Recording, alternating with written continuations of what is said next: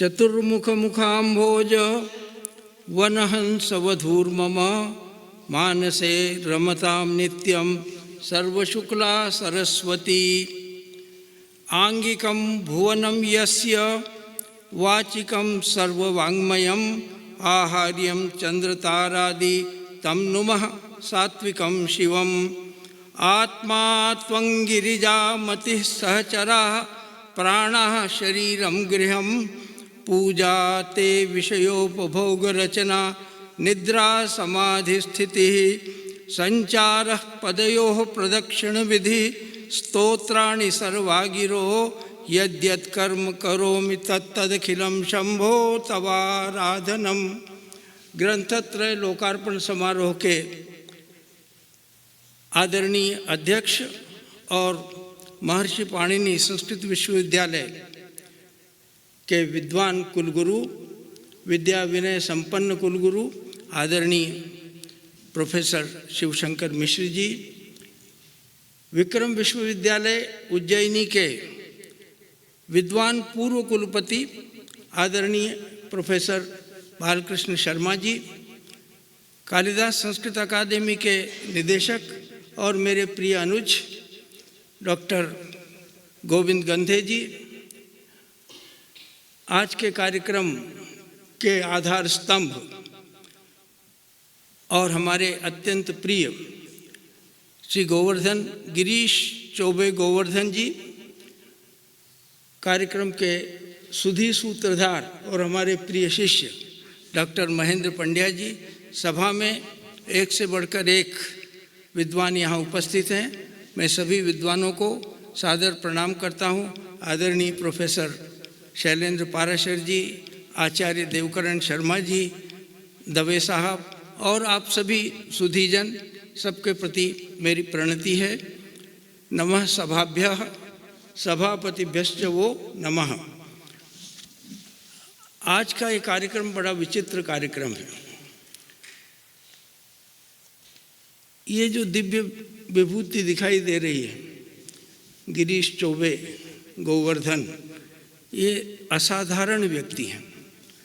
असाधारण इसलिए हैं क्योंकि साधारण व्यक्ति किसी विद्या का पहले अभ्यास करता है और अभ्यास करने के बाद उसके आलोक में ग्रंथ का लेखन करता है।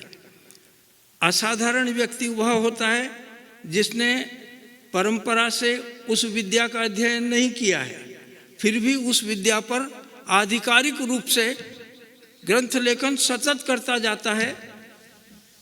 तो ऐसे व्यक्ति को साधारण व्यक्ति की संज्ञा प्रदान नहीं की जा सकती है, इसलिए मैं इन्हें असाधारण व्यक्ति मानता हूँ। ये दिखने में तो बहुत ही सीधे साधे सरल व्यक्ति दिखाई दे रहे हैं, ऐसा लगता है कि झुग्गी बस्ती से ही सीधे उठकर चले आ रहे हैं, लेकिन ये असाधारण परिवार में जन्मे हैं। इनके पूज्य पिता पुण्य श्लोक डॉक्टर श्री प्रभुदयालु जी चौबे, वो सामान्य व्यक्ति नहीं थे, वो विधायक थे और बड़े सम्मानित विधायक थे। जो प्रथम गौ सेवा आयोग बना था, उस आयोग के वे प्रथम अध्यक्ष थे। इनका जन्म तो एक छोटे से गांव में हुआ है, शायद माचलपुर में जन्मे हैं, लेकिन कालांतर में ये सेंधवा गए और सेंधवा में किला परिसर में कोई एक राजराजेश्वर का मंदिर है, उस मंदिर में बैठकर ये भगवान शिव की आराधना कर रहे थे।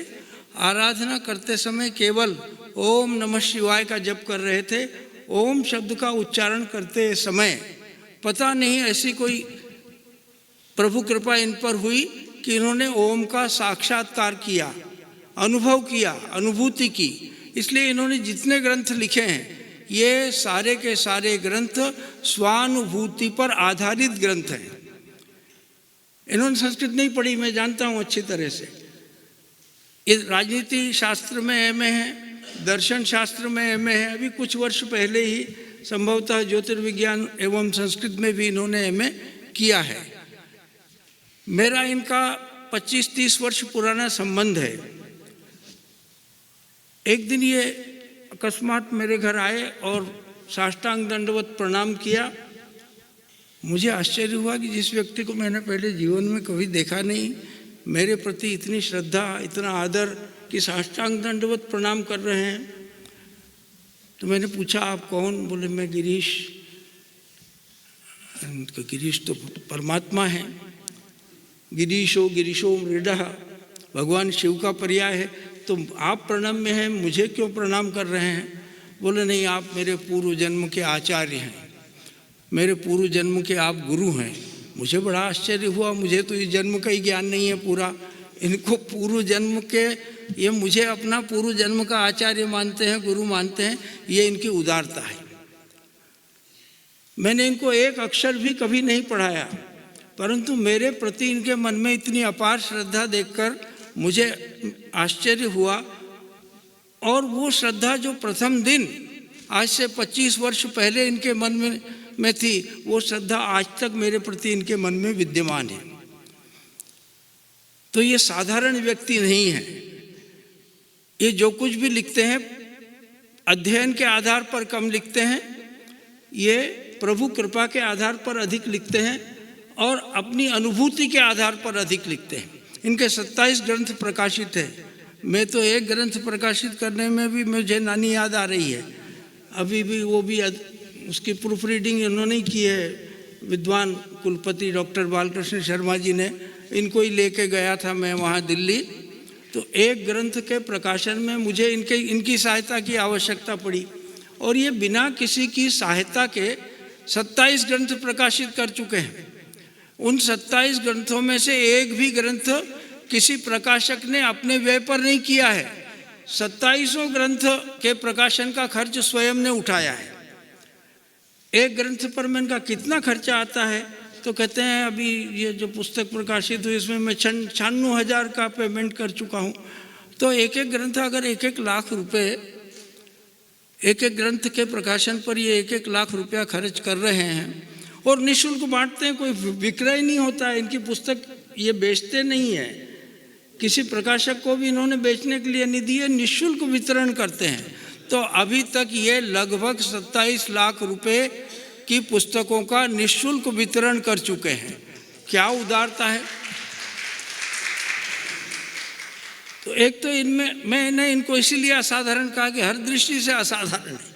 उदारता पराकाष्ठा पर है, विनयशीलता पराकाष्ठा पर है, विनम्रता तो इनके व्यक्तित्व का आभूषण है और सरलता इनके जीवन का श्रृंगार है। ऐसे अद्भुत व्यक्ति के द्वारा 27 ग्रंथों का प्रकाशन हो जाना और ये कहना कि ये मेरा अंतिम ग्रंथ है, अंतिम नहीं है। अभी 8 ग्रंथ इनके अप्रकाशित हैं। उन 8 ग्रंथों का प्रकाशन होना है, प्रकाशन के बाद उनका भी लोकार्पण होना है। तो इस प्रकार 35 ग्रंथों के प्रणेता हैं। 35 ग्रंथों के प्रणेता और जिनके लिए बड़े सुंदर शब्द का प्रयोग किया आदरणीय डॉक्टर बालकृष्ण शर्मा जी ने, आचार्य। आचार्य ये सचमुच में आचार्य है। आचार्य शब्द का अर्थ है आचिनोति ही शास्त्रार्थान यश्चाचरते स्वयं, जो शास्त्रों से अर्थ का चयन करता है और फिर अपने आचरण में उतारता है, वह आचार्य है।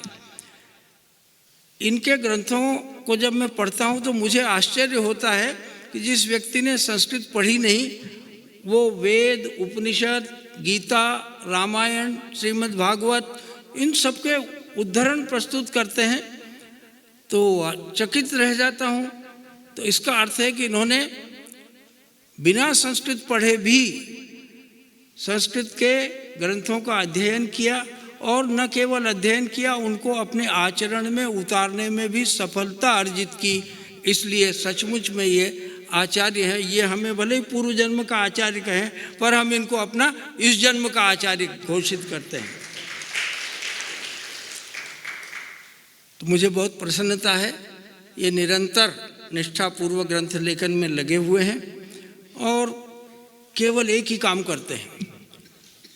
यद्यपि धर्म और अध्यात्म इनकी आजीविका का क्षेत्र नहीं रहा, ये तो वाणिज्य कर विभाग में कभी 1972 में संभवतः लोक सेवा आयोग से चुनकर निरीक्षक बने थे और धीरे धीरे अपनी कर्तव्य निष्ठा के आधार पर उत्तरोत्तर विकसित होते गए और संभवतः सहायक आयुक्त के पद से ये 2009 में सेवानिवृत्त हुए। आयु में तो ये मुझसे केवल 1 वर्ष ही छोटे हैं, परंतु फिर भी ये मुझे अपना आचार्य मानते हैं। ये इनका बड़प्पन है। मैं इनकी इस उदारता के लिए इनका ऋणी हूँ, इनको साधुवाद देता हूँ। इनके उत्तरोत्तर उज्जवल मंगलमय भास्वर भविष्य की कामना करता हूँ और इनके जो शेष 8 अप्रकाशित ग्रंथ हैं वे भी अविलंब प्रकाशित हों और ये एक अच्छे सुधी लेखक के रूप में आज इनका मूल्यांकन, इनके ग्रंथों का मूल्यांकन आज नहीं हुआ है, ये मैं अच्छी तरह से जानता हूँ, कोई नहीं पूछता है। परंतु कालो ह्ययम निरवधिर विपुला च पृथ्वी, एक दिन ऐसा अवश्य आएगा जिस दिन गिरीश चौबे गोवर्धन की स्वानुभूत लेखनी का अवश्य मूल्यांकन होगा। इसी मंगल कामना के साथ मैं आदरणीय श्री गिरीश चौबे गोवर्धन को साधुवाद देता हूँ कि आज उनके जिन 3 ग्रंथों का लोकार्पण हुआ है, इसी प्रकार शेष 8 ग्रंथों का भी लोकार्पण हो। बहुत बहुत धन्यवाद।